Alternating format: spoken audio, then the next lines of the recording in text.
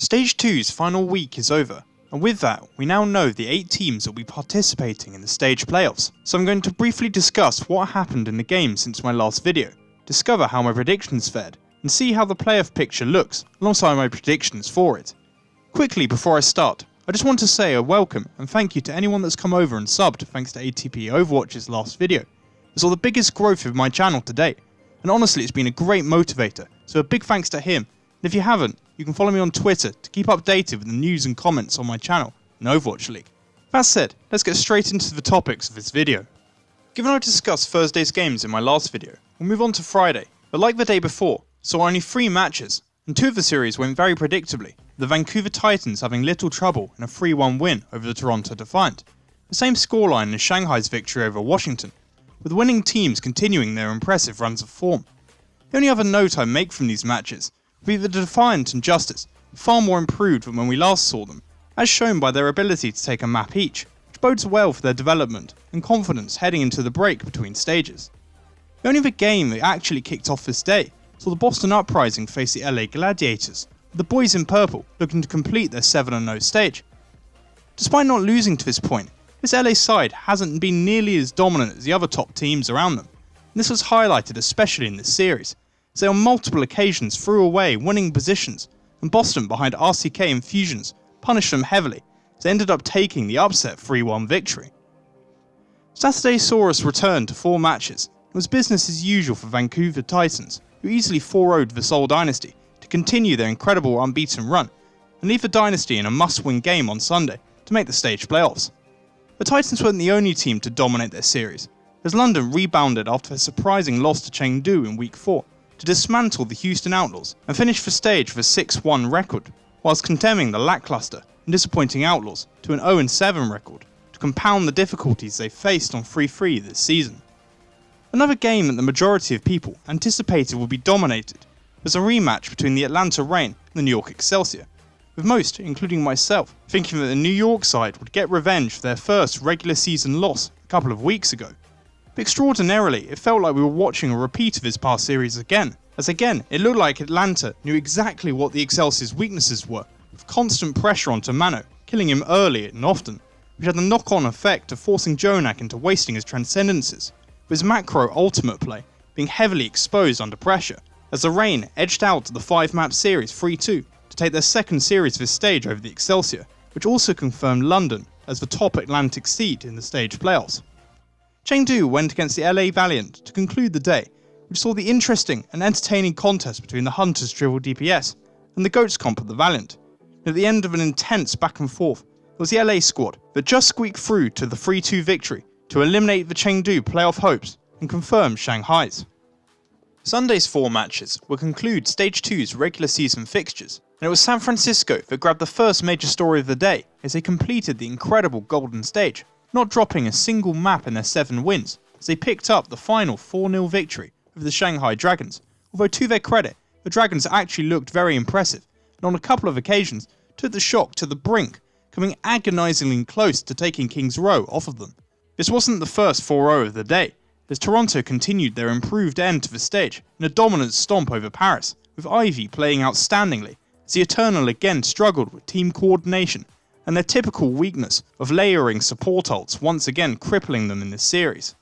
Although this series had nothing riding on it, the Washington Justice's match against the Boston Uprising was one of the most competitive of the day, although it did not look this way after the Uprising had taken a 2-0 lead into the half. But with Sleepy's promise of ice cream rousing the troops, he led his side back to an incredible comeback, with players like Janus finally making plays that had been expected of him this season, as they came back to win the series 3-2, again showing that they are moving in the right direction, as they left Houston and Florida as the only 0-7 teams at this stage. The final game of this week, however, was the most important one, with a win giving either the Seoul Dynasty or Hangzhou Spark a stage playoff berth. Seoul took first blood on control, but from here on, despite the contest being very close, and the teams completing the map each time round, it was the Spark who held the edge, and particularly Gushui, who dominated the main tank duel over Marvel, as they ended up the 3-1 winners to make the stage playoffs after an incredible run that saw them pick up 5 wins this stage. Quickly seeing how my predictions fared, this was my worst week this stage. It was hit hard by the upsets and poor final day on my part, As we can see, I went 9-5 this week after a 3-0 first day combined with these results, which concluded the stage with a 57-13 record, which when combined with last stage takes my season's rankings to a 102-38 prediction record, which I'm quite happy with, although it seems that Atlanta is becoming my bogey team, along with Boston, as they seem to be able to pick up results against harder opponents before dropping matches to easier teams like the Valiant and the Justice. It's incredibly frustrating.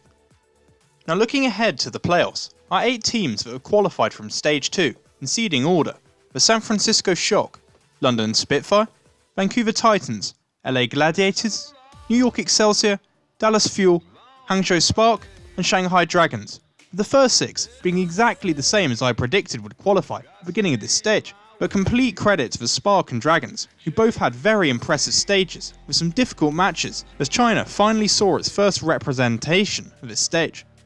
And what about the progress of the Dragons? 0-40 last season to stage playoffs midway through the 2019 season is an incredible accomplishment, and no matter how far they go, this is a massive reward for the work of the organisation and its fans. The quarter-final matchups see the Shock up against the Dragons for the second week in a row, and as London have the best record of the Atlantic teams, they take the 2 seed ahead of Vancouver as they face the Spark, whilst the Titans play Dallas.